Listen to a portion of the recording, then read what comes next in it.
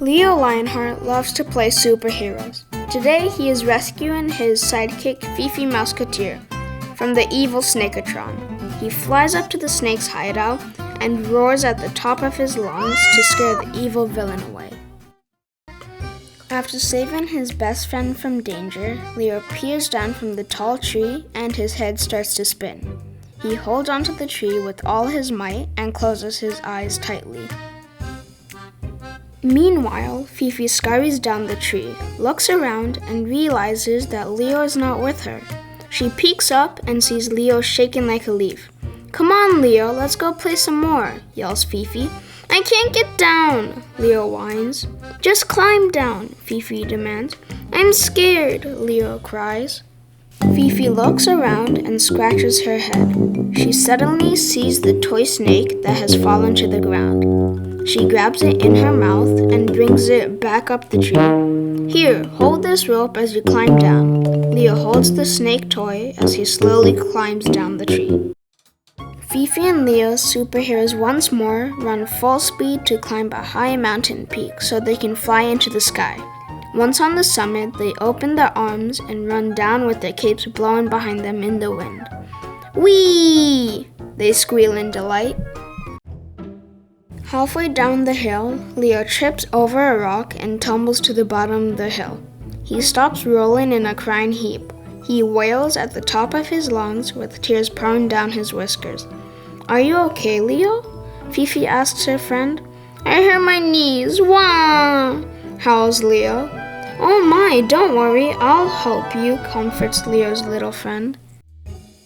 Fifi runs off and comes back with a large stick. "Here," she says, "use this to walk with and we'll go to the river and wash your knees."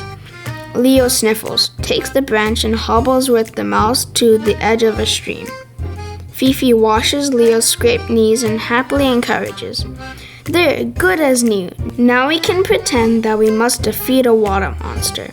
Just then, a creature jumps out from inside the river and yells, "Boo!" Both Leo and Fifi jump in fright and Leo falls backwards in a faint. Leo opens his eyes to see two faces looking down on him. One is Fifi and the other an otter. "I was just having a little fun," says the mischievous fellow. "Are you hungry? I can catch us some fish," he offers with a sheepish grin. Leo manages to nod his head in bewilderment. "He's not very brave for a lion, is he?" whispers the otter to Fifi as he dives into the water to retrieve some fish. After the trio finish lunch, Fifi turns to Leo and asks, "Do you want to go home or keep playing? Ollie here can be the water monster and capture me and you can come rescue me." Leo feels better with his tummy full, but his knees still hurt from his fall, and he doesn't want to play with the otter that had scared him. "Let's go back home and play on our way back," offers Leo as a compromise. The best friends wave goodbye to Ollie and head for home. As they walk, Leo sees something blue in a bush. He investigates and brings out a ball. "Look what I found! Let's play catch!" shouts Leo. They toss the ball back and forth to each other as they make their way back home. Leo tosses it over Fifi's head, and it rolls down a hill and into a small cave. They run after it to the mouth of the cave and stop. "Oh well, it's gone," sighs Leo sadly. "Don't worry, Leo, I'll get it," exclaims Fifi cheerfully and runs into the dark hole. Leo stands in front of the cave quite miserably. He wants to go in with his friends so badly, but a tight fist of fear is gripping his heart and will not let him move. He sits on a log and begins to think about their day. It seems that every time he was in trouble, Fifi would rescue him, and now she was doing it again. She is the Lionheart, not me, he thinks sadly. Ollie was right, I'm not very brave for a lion. All at once, Leo jumps up and says out loud, "But I can change that. I will be brave. I am a Leo Lionheart." He puts both of his paws over his chest, closes his eyes, and puts all of his attention into his heart. He takes several deep breaths and says, "I am brave. I am a Lionheart. I am brave. The more he says it, the stronger he feels, until the fist of fear loosens its grip on his heart. Suddenly he hears Fifi scream for help from deep within the cave. Without thinking, Leo jumps inside and starts to run. It takes a moment for his eyes to adjust to the darkness within, but when they do, he realizes that he is face to face with a huge, monstrously long python. The massive snake has Fifi in its coils and is about to eat her. Leo sees the fear on his best friend's face and the tears in her eyes. He becomes so angry that he roars in rage.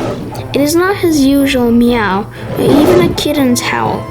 It is a full lion's roar, an explosion of fury that shakes the cave itself.